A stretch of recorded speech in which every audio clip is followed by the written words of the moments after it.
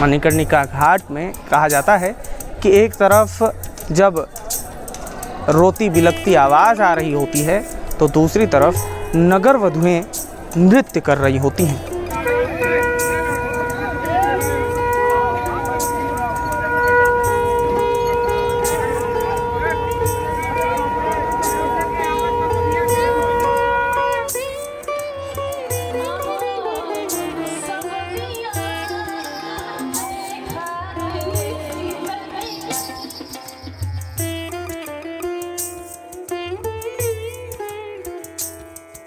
हिंदुस्तान में एक से बढ़कर एक परंपराएं देखने को मिलती है।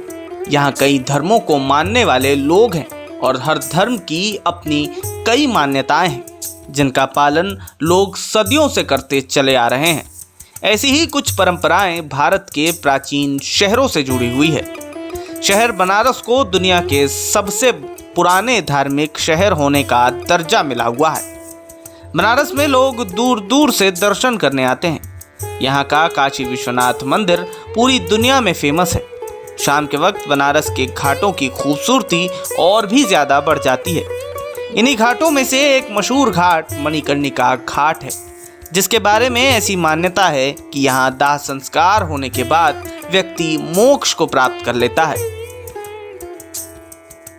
मणिकर्णिका घाट के बारे में कहा जाता है कि यहाँ जलती हुई चिताओं की आग कभी ठंडी नहीं होती है और साल में 3 बार ऐसा मौका आता है जब इन्हीं जलती हुई चिताओं के बीच नगरवधू का नृत्य होता है।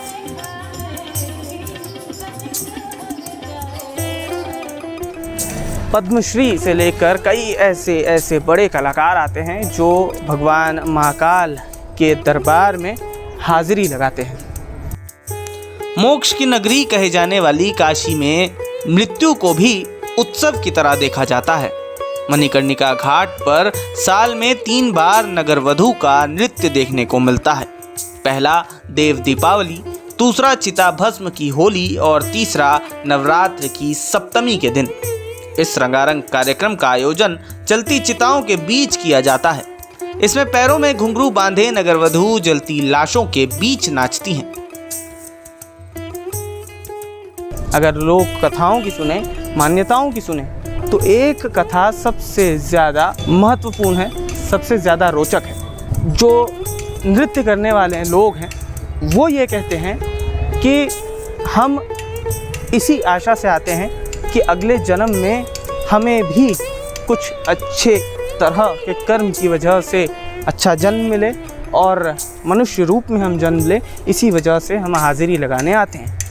आयोजन बेहद भव्य होता है, जिसे बनारस की संस्कृति से भी जोड़कर देखा जाता है। नृत्यांजलि अर्पित करने के दौरान नगरवधू बाबा विश्वनाथ से ये प्रार्थना करती हैं कि उन्हें नगरवधू के जीवन से मुक्ति मिल जाए। दूसरी एक और कला जो है वो रोचक है। वो ये है कि जब राजा मान सिंह दशाश्वमेध घाट के साथ साथ कई घाटों का पुनरुद्धार करवा रहे थे, तब उन्होंने कई लोगों को नृत्य करने के लिए बाहर से बुलाया।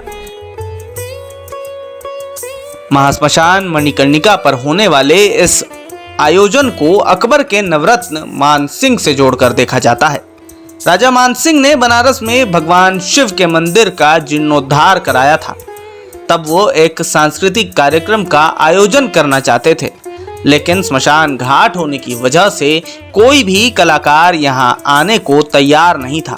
तब बनारस की नगरवधुओं ने मान सिंह को यह संदेश भेजा कि वो इस सांस्कृतिक कार्यक्रम का हिस्सा बनना चाहेंगी।